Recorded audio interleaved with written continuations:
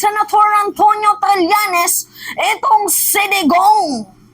So ngayon guys, alam na ata ni former Senator Antonio Trillanes ang bombshell, ang pasabog ng Department of Foreign Affairs ukol dito sa secret deal, sa kasunduan, sa commitment ni former President Rodrigo Roa Duterte dito sa Chinese government.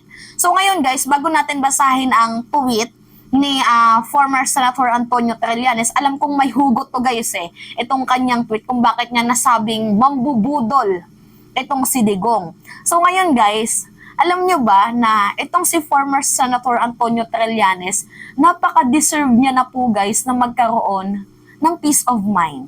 Alam nyo kung bakit? Kasi guys, sinira siya ng mga Duterte. Literally, yung kanyang pagkatao, winalang hiya, pinapangit ang kanyang imahe. Biruin mo, 'di ba? Sinabihan siya na siya daw po ang nagbenta ng Spratly Island, ng Scarborough doon sa China. So kung ikaw ay isang mamamayang Pilipino, syempre kung medyo wala ka pang alam sa politika at yung naririnig mo lang is yung paulit-ulit na propaganda ng mga Duterte, malamang sa malamang yung magiging reaction mo, walang kwentang senador to, sariling bayan tinataksil. So ganun po guys ang naging imahe ni former Senator Antonio Trillanes na tinawag siyang taksil. Diba dahil pangit daw po ang interes ni former Senator Antonio Trillanes dito sa ating bayan dahil po sa kanyang pagiging back channel negotiator. So ngayon guys, magstay muna tayo sa usaping back channel negotiator. So illegal nga ba ang pagiging back channel negotiator? So guys, sa mga hindi po nakakaalam, ang pagiging back channel negotiator guys, isa ka lamang pong messenger.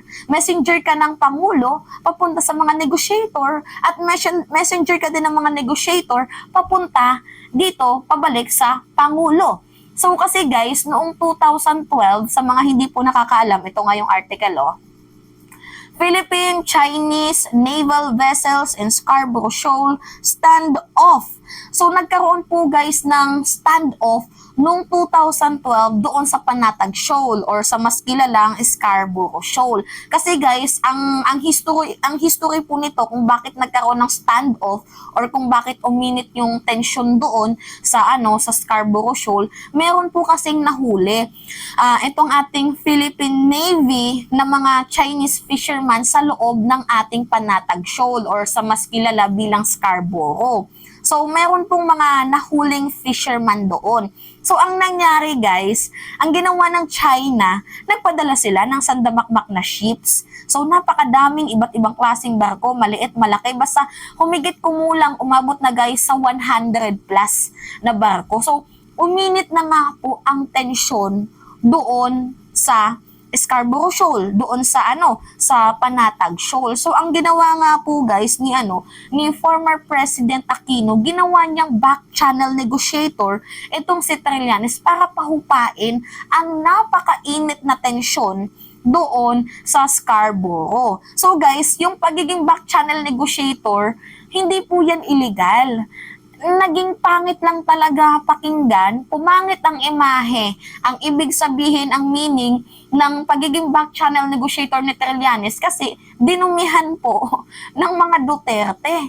Pinapangit nila yung ibig sabihin ng back channel negotiator where in fact, yung pagiging back channel negotiator po ay isa lamang po ikaw messenger sa mga negotiator at messenger ka din ng negotiator pabalik sa ating presidente. So ganito guys back channel negotiator ka, ito yung mensahe ng presidente, dalhin mo doon sa negotiator at yung mensahe ng negotiator, dalhin mo pabalik sa presidente kasi hindi na po kayang solusyonan guys ng Department of Foreign Affairs itong nangyayaring tensyon or mainit na sagupaan doon sa Scarborough. Kaya nga, meron tayong back channel negotiator and hindi po ito illegal guys kasi isa po itong foreign policy tools.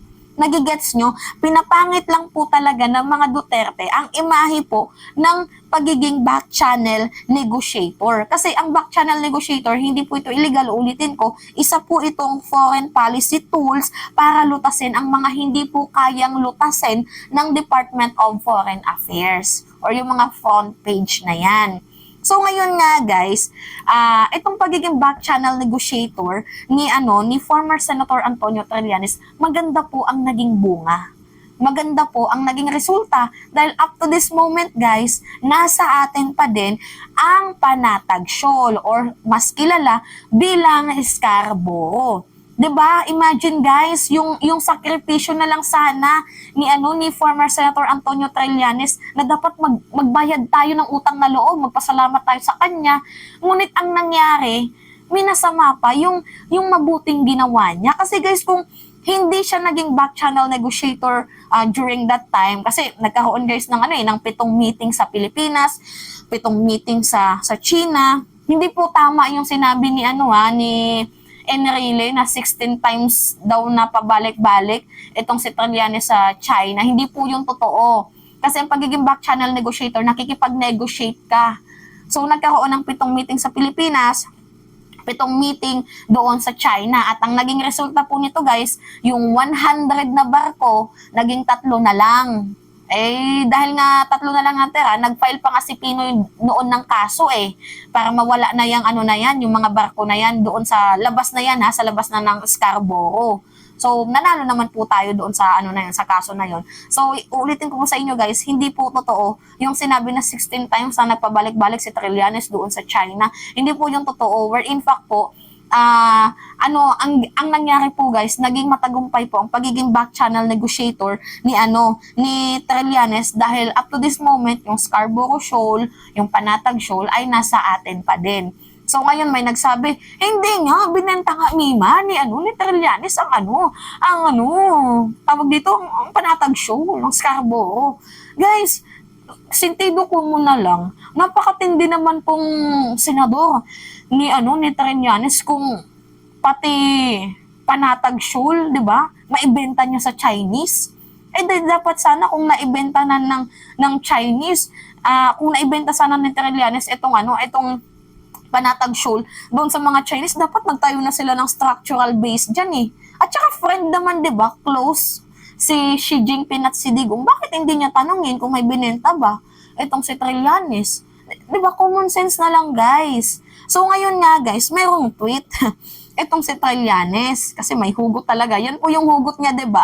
Kaya nga tinawag niya na budol itong si Digong. So ngayon, ito yung kanyang tweet. Basahin natin I love you, Trillanes. Sabi niya, si Duterte pala may secret deal with China sa West Philippine Sea na inamin mismo ng China. Tapos kami raw ni Pinoy ang nagbenta ng Scarborough, kahit si Pinoy nga ang nagpabasura ng 9-dash line sa arbitral tribunal. Mambubudol talaga tong taong to.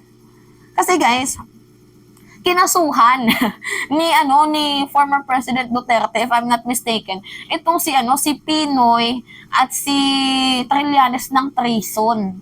Na, di ba, may pagtataksil sa bayan, treason. Pero at the end of the day, binasura naman po ito ng ombudsman. So, buti na lang guys, nag-research si Mima. Nabasura na po yan guys ng ombudsman. Search nyo na lang. Or ito, di ba? Treason chunks. Yan, binasura na po yan. So, ngayon nga guys, kaya malalim ang hugot ni Trillanes kasi dito siya sinira ng mga Duterte na siya daw yung nagbenta. Ngayon, lumabas na guys yung totoo. Yung pasabog ng Department of Foreign Affairs na kahit nga itong si Erwin Tulfo gustong pasagutin si Duterte kung totoo ba ito. Dapat ipatawag to sa kamera nang maipaliwanag niya yung kanyang sarili. So ano ba yung sabi ng DFA? Sabi dito, DFA fumes as China makes public sensitive details including Duterte era deal. Na itong si former President Duterte po ay meron po siyang committance na hindi po tayo magdadala ng large-scale building materials para ayusin itong ating BRP Sierra Madre. So meaning to say, antayin na lang nating mabulok ang BRP. Kaya nga guys, hirap na hirap akayin ng ating Pangulo ngayon ang pagpapaayos, pagtatayo ng structural build, structural base dyan. Actually may budget na guys yung Congress, aprobado na po yan para sa pagpapaayos ng BRP Sierra Madre. Kasi itong BRP Sierra Madre, pinatapon na po to ni ERAP doon sa Ayungin. So, para magsilbing, ginawa dyan guys, ginawa na lang po itong Navy Station. So, ngayon nga guys, nabalak na pong ayusin ng ating Pangulo, itong BRP. Abay, lagi tayong pina-floating barrier, nilalagyan ng floating barriers, water cannon, binabangga ang PCG natin. Abay, galit na galit sila kasi itong si Digong pala, meron palang committance dito sa Chinese government, which is yan po yung kinagagalit nila na sinasabi nila, wala kayong isang salita. Diba? Ganon. Wala kayong, diba, hindi mapanindigan ng mga sinabi nyo, wala kayong pangako. So, nung tinanong, ano nga ba yung isang salita na tinutukoy nyo? Na ito pa lang si former President Duterte, meron pa lang, ginawang committance. Ano pa yung sabi dito? Basahin natin. In turn, China would agree to let only one vessels through during regular rotation and resupply mission to BRP Sierra Madre. At isa pa nga po guys, diba? Kaya galit na galit sila sa atin dahil bakit ang dami nang nakapalibot na barko dyan sa BRP? BRP para mag-resupply na dapat isang barko lang. One moment at a time. Parang ganun, isang barko lang yung pwedeng pumasok. And ang gusto ngang mangyari ng China, lahat daw dapat ng mga barko nagre-resupply, i-inspectionin nila kasi baka mamaya meron na silang nilalagay diyan ng mga materyales para ayusin itong BRP.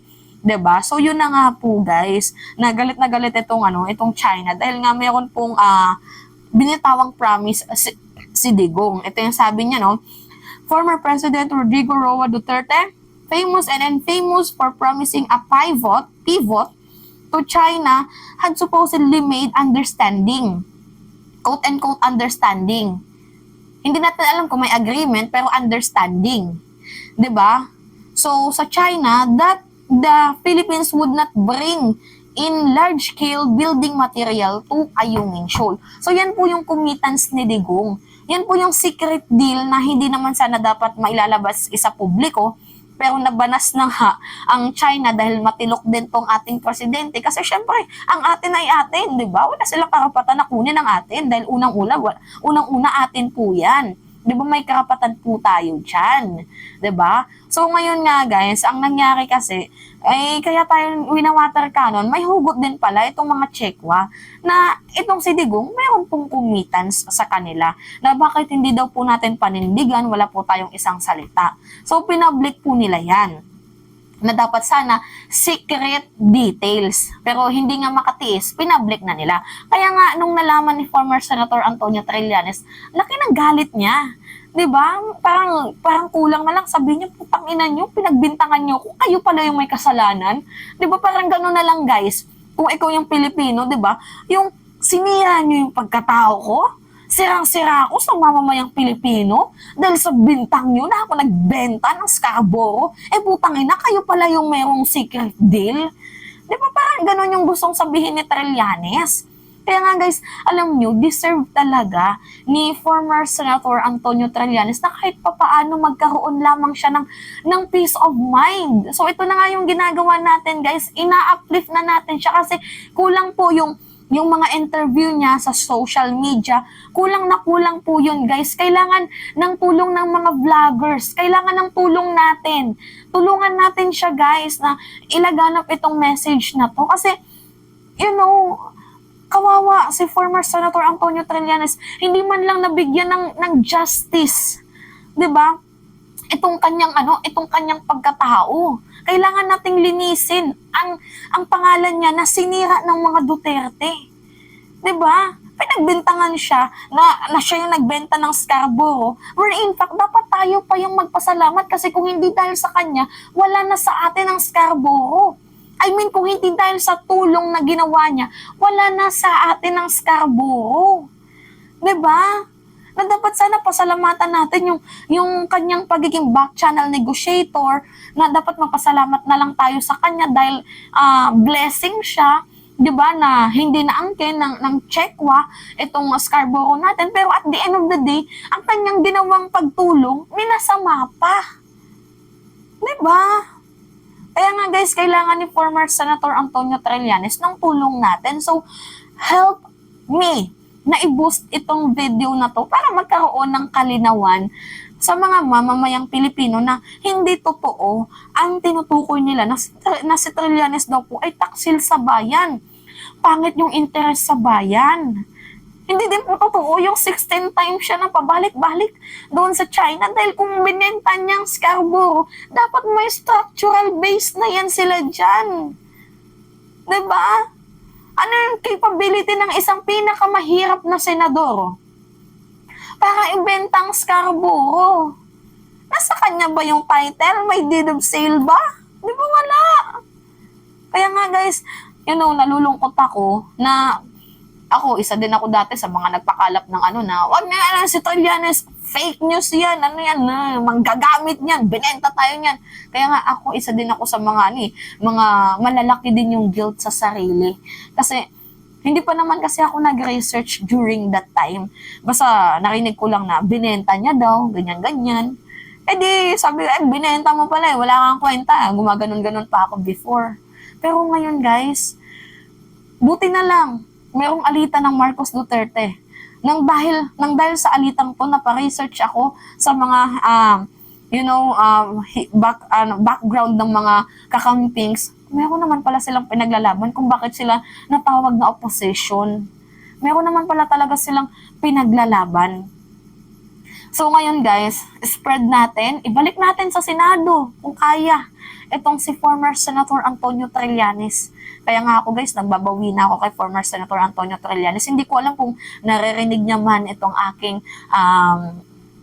vlogs, hindi natin alam. Pero ang akin lang dito, marinig niya man sa hindi, at least tayo, na-spread na natin yung good information sa kanya.